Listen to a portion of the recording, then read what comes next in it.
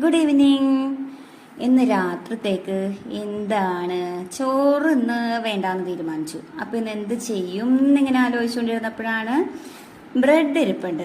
എന്നാൽ പിന്നെ നമുക്കങ്ങോട്ട് ഒരു സാൻഡ്വിച്ച് ആക്കിയാലോ എന്ന് ഓർത്തത് മുട്ട കണ്ടപ്പോഴത്തേക്ക്. അപ്പോൾ ഒരു മുട്ട എടുത്തു, വേഗം മിക്സിയുടെ ജാർ എടുത്തു, അതിലേക്ക് ഒരു മുട്ട പൊട്ടിച്ചൊഴിച്ചു.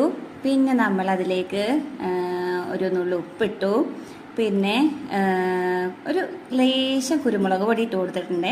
പിന്നെ നമ്മൾ ഒരിത്തിരി പഞ്ചസാര ആഡ് ചെയ്യുന്നുണ്ട്. പിന്നെ ഒരു കഷ്ണം വെളുത്തുള്ളിയാണ് ഇട്ട് കൊടുത്തിരിക്കുന്നത്. ഞാൻ ഒരു പീസ് വെളുത്തുള്ളി അങ്ങനെ തന്നെ ഇട്ടിട്ടില്ല, ഒരു ഹാഫാണ് ഇട്ടിരിക്കുന്നത് കേട്ടോ. പിന്നെ നമ്മളൊരു ഇത്തിരി വിനാഗിരി ഒഴിച്ച് കൊടുക്കുന്നുണ്ട്.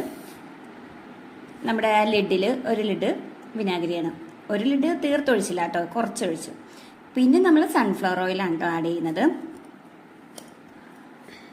കുറച്ചായിട്ടാണ് നമ്മൾ സൺഫ്ലവർ ഓയിൽ ആഡ് ചെയ്ത് കൊടുക്കുന്നത്.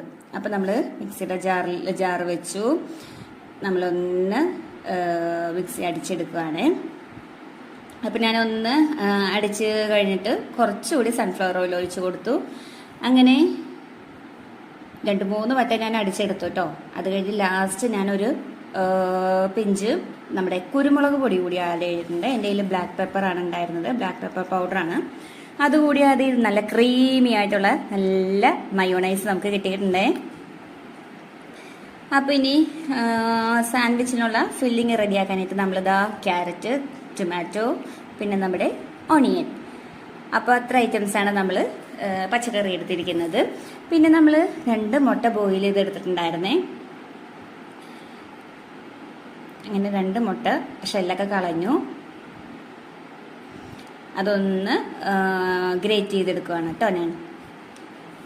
നമ്മുടെ ബോയിൽഡ് എഗ്ഗും പിന്നെ ക്യാരറ്റ്, ടൊമാറ്റോ, ഓണിയൻ, ഇതെല്ലാം നമ്മൾ ഗ്രേറ്റ് ചെയ്താണ് എടുത്തിരിക്കുന്നത്.